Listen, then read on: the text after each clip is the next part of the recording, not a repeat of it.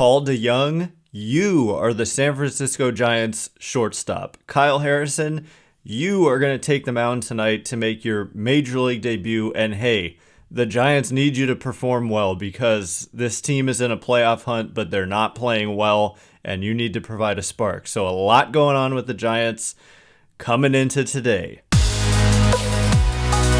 You are Locked On Giants, your daily San Francisco Giants podcast. Part of the Locked On Podcast Network, your team every day.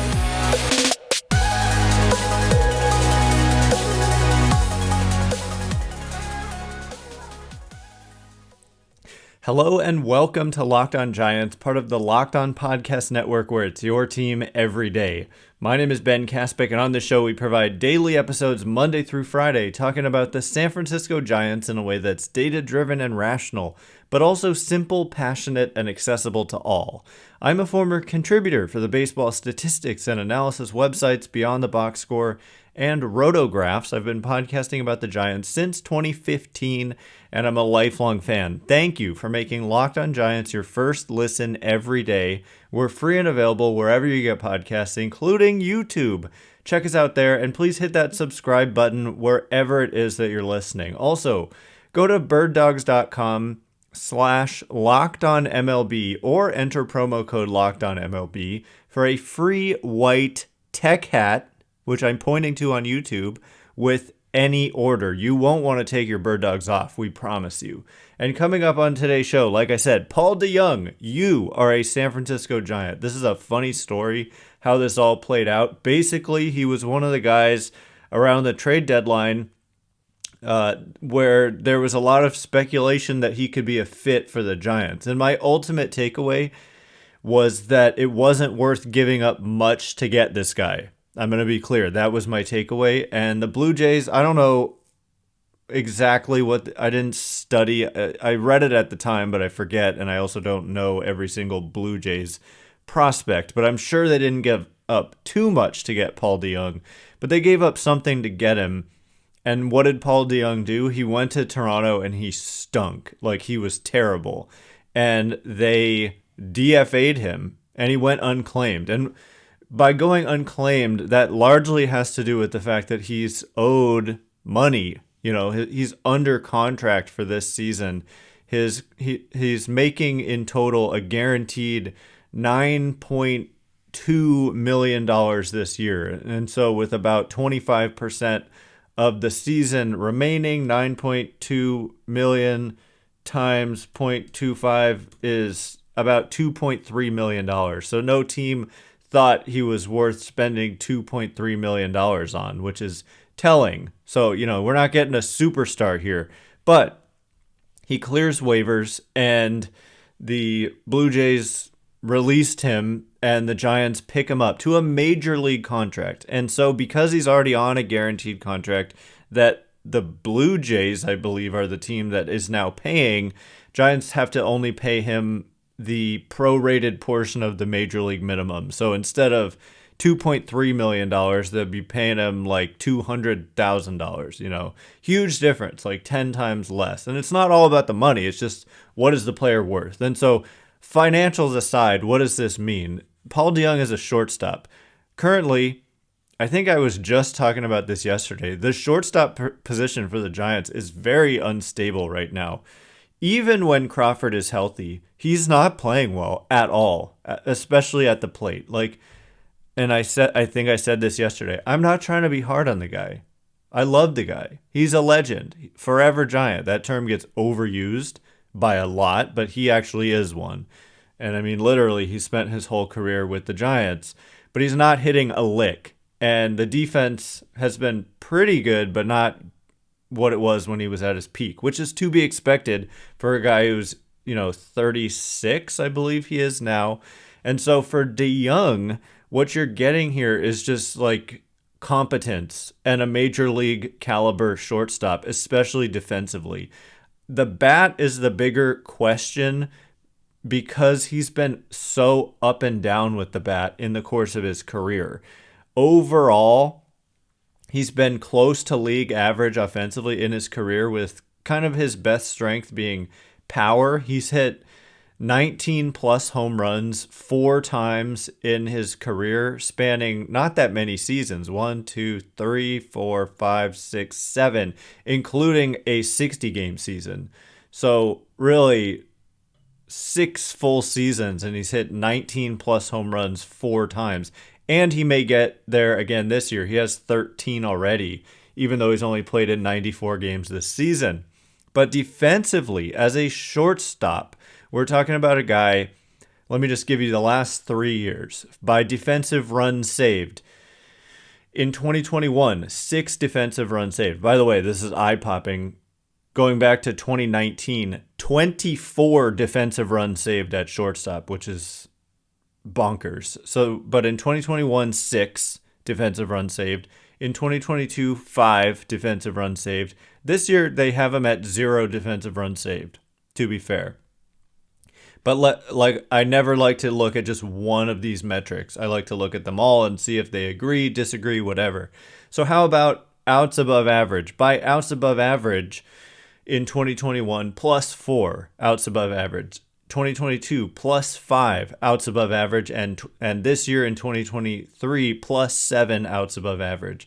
So if we were to go over to his baseball savant page and look at, the little blue and red dots and see the percentile rankings, they've got him at 94th percentile outs above average this season as a shortstop. I'm not sure he's ever played a position other than shortstop. He has 165 innings at second base, played 7 innings there in 2022, 158 innings there in 2017. So he's just a pure shortstop. And he's only 30 years old. He just turned 30, so we're talking about a guy who was literally in his 20s this month. So he's not old. And the bat is the biggest question, but he's a major leaguer. Like, he's a veteran. He's just a guy. You look at Johan Camargo, also kind of sort of a major leaguer and a veteran, but less of a track record for sure than Paul DeJong. And Additionally, we look at, okay, what has Paul DeJong done offensively? What's odd to me is that he does seem to be a guy who has legitimate reverse splits. In his major league career, he's got a 97 weighted runs created plus against right-handed pitching, which, is his when he does not have the platoon advantage. He's been about league average offensively. And that we're spanning 2,000 plus plate appearances here. Against left-handed pitching in his career, in 614 plate appearances, there are fewer lefties out there. He's got an 86 weighted runs created plus. So legitimately, over the course of a pretty long career, he has been better against same-handed pitching, which is a little bit odd. Camargo's been better against left-handed pitching, and so you could form a weird platoon there where DeJong's starting against righties and Camargo against lefties. I'm not super high on the idea of just like Camargo being a huge part of this team moving forward. He's kind of a stopgap while Crawford is injured, but they don't have a lot of coverage beyond that. And so Paul DeJong is just such a logical fit, especially after he was cut loose by the Blue Jays. To me, he just wasn't a guy worth giving up what the Cardinals seemingly wanted for him.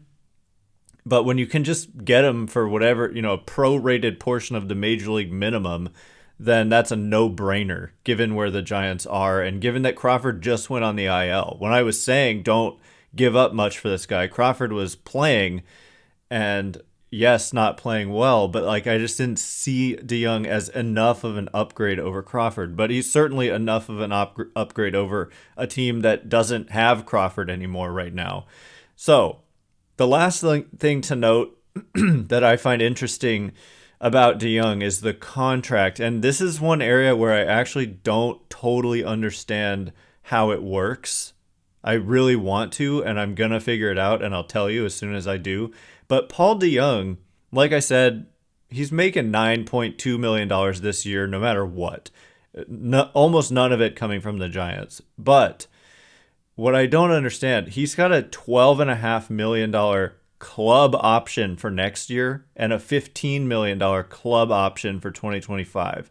These club options come with buyouts, a $2 million buyout on the $12.5 million club option for next year. So that would make it a $10.5 million decision. And so, as I've said repeatedly all season long, the Giants do not have a clear shortstop plan going into 2024.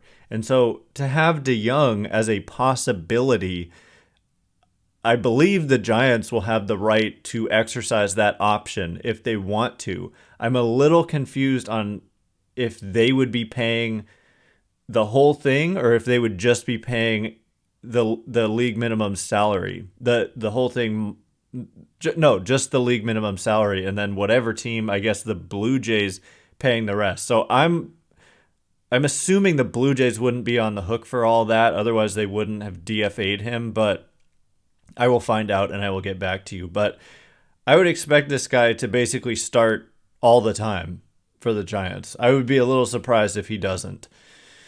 And when Crawford comes back, it'll be interesting, but it's nice to have a veteran player who at the very least is going to give you really good defense at the shortstop position. So anyway, coming up in just a minute, turning our attention to another player who is going to need to give the Giants a boost.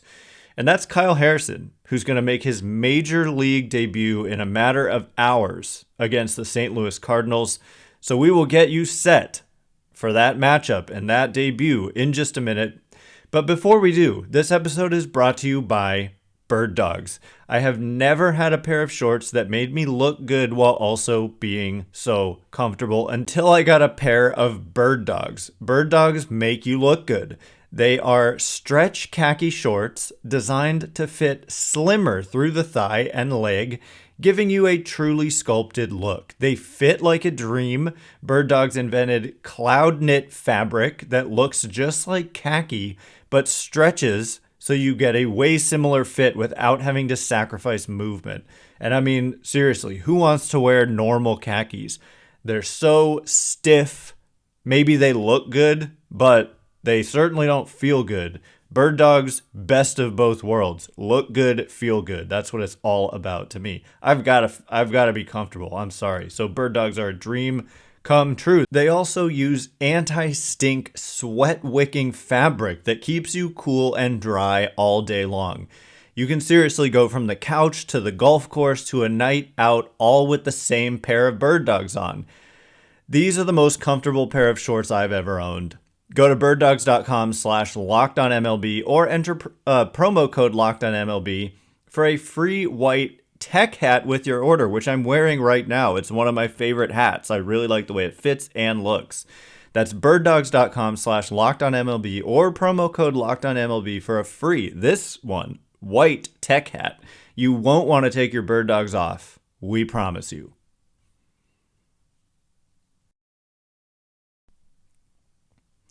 Alrighty, as promised, Kyle Harrison. This is amazingly not the lead today. It was the lead yesterday, and I'm basically going to say some of the same things, so I didn't want to duplicate it there. But today's the day.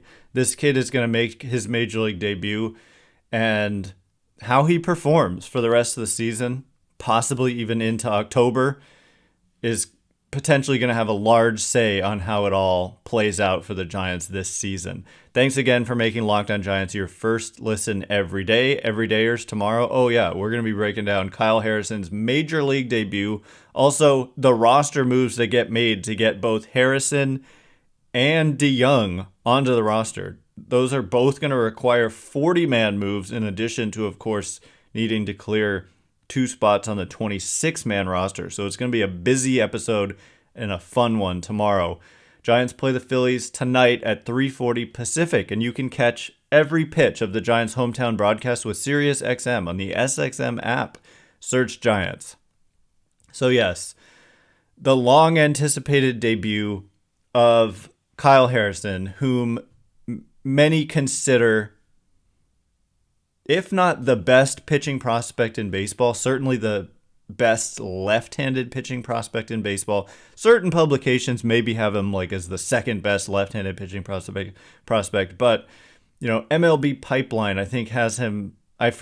They've bounced him around in their recent rankings, but certainly a top 20 prospect in baseball, and at certain points near the top 10. Certain publications have him inside the top 10, and so yeah, this is the most highly anticipated pitching debut for the Giants probably since Madison Bumgarner.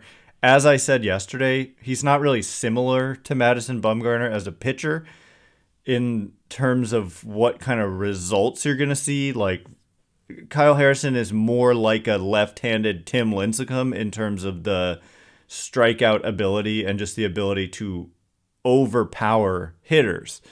The key is going to be throwing strikes. And this is his major league debut, and it is common when you're nervous. Like, it's so common when you're nervous making a debut, opening day, or whatever.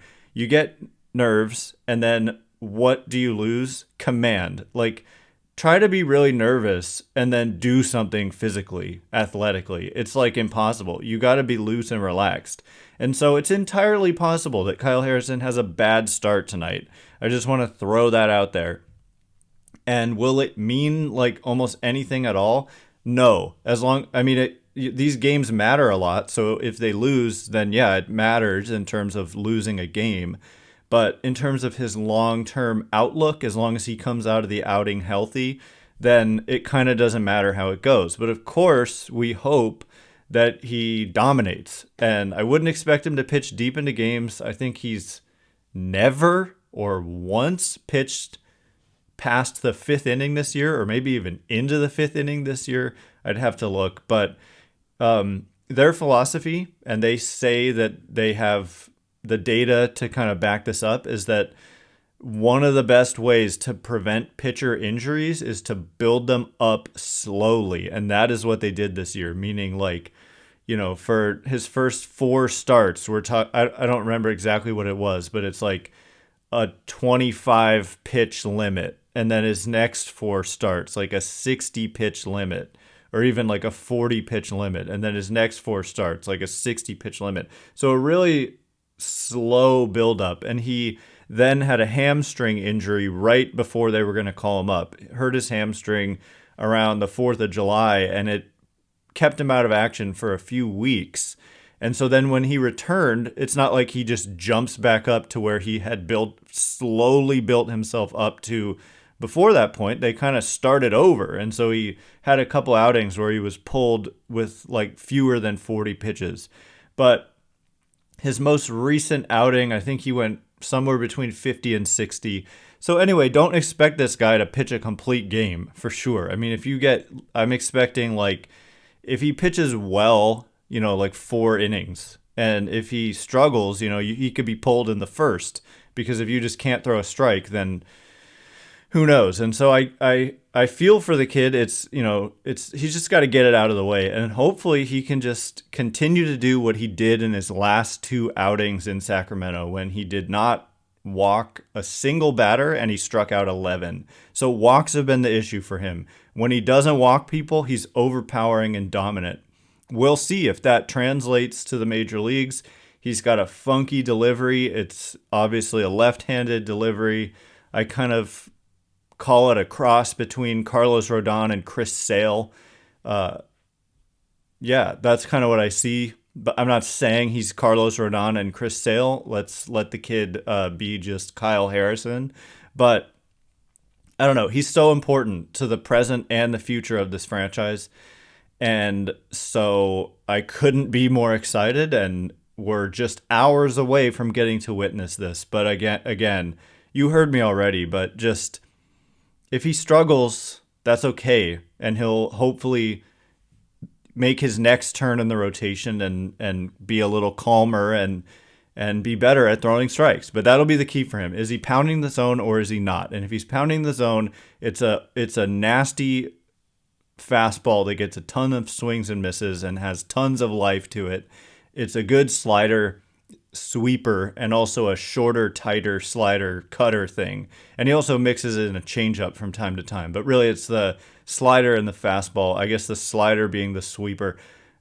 I think he added the cutter thing, so I don't know exactly how you classify the pitches, but yeah, it is what it is, and he has the potential to be an overpowering arm, and here he is arriving in the major league. So I look forward to it, and the Giants need the help. They need the help because last night they played like, I don't know what word to use that would be appropriate on this podcast, to be honest with you. They did not play their best game. It was sloppy in every way. So coming up in just a minute, we're going to discuss what was sloppy about it. I also want to make a little bit of a prediction about what roster moves the Giants will make. They have to make some significant roster moves today to get these two guys, DeJong and Harrison, onto the roster.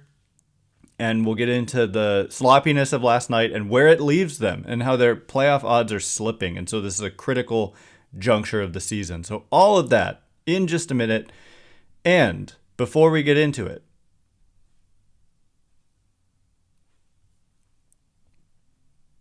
all right, as promised, so much to get into. The sloppiness of last night, the playoff odds that are slipping fast, and maybe some guesses as to the roster moves the Giants will make to get these two new players onto the roster. Thanks again for making Locked On Giants your first listen every day. Every day airs tomorrow. Oh yeah, Kyle Harrison making his Major League debut, and the Giants needing a win. The Giants play the Phillies tonight at 3:40 Pacific. You can catch every pitch of the Giants' hometown broadcast with SiriusXM on the SXM app. Search Giants.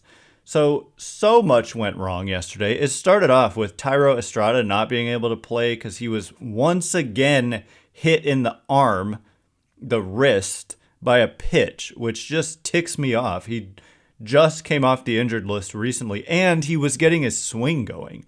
He was performing well. He was getting into a groove, and then, who was it? Adam Ottavino hit him the first time. I'm blanking on who it was the second time, but come on, get a grip on the strike zone.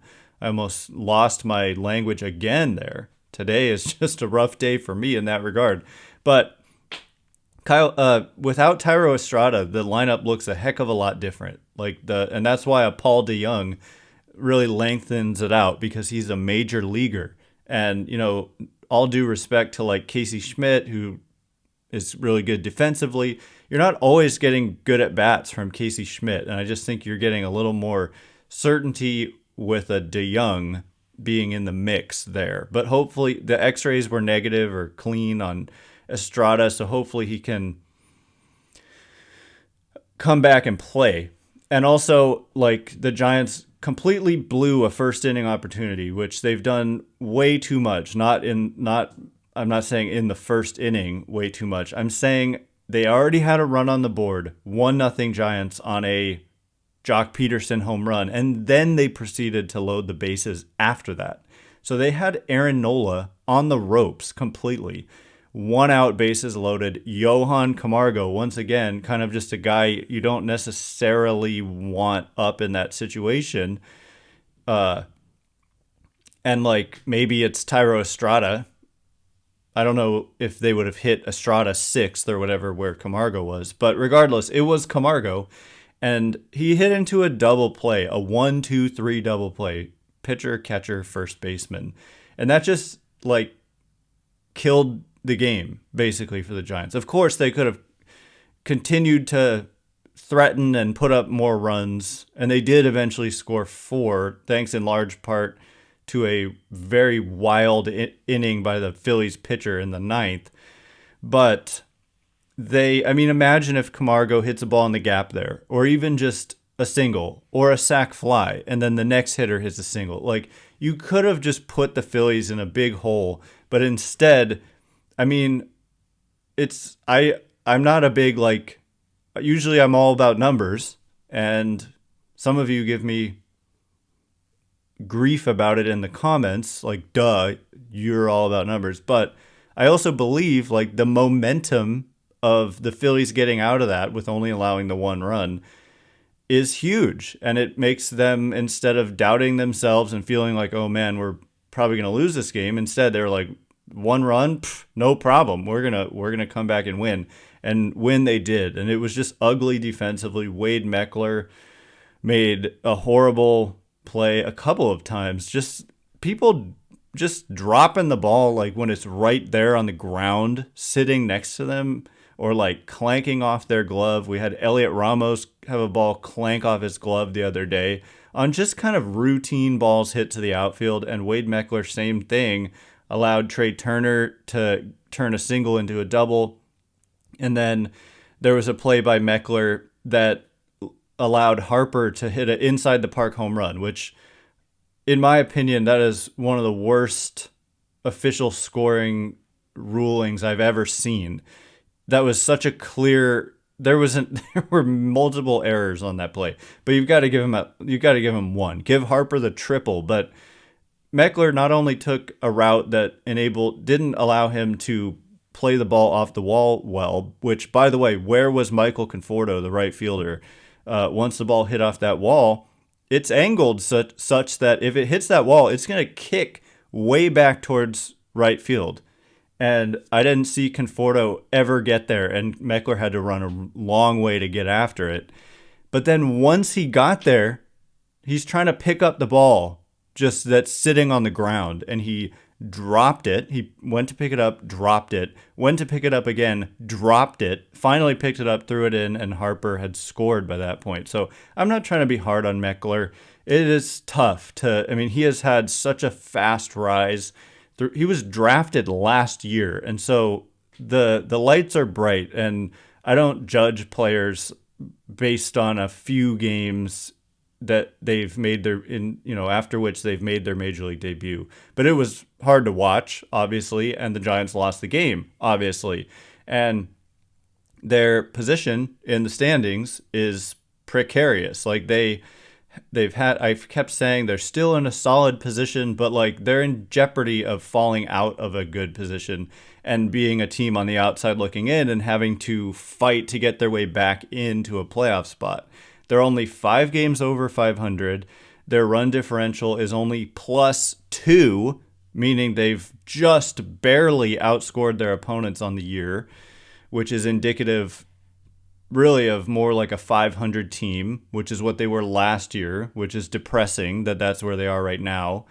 But they have a half-game lead over the D-backs. The Giants are the 3rd wildcard team right now, and they only have a half-game lead over the team behind them, the D-backs.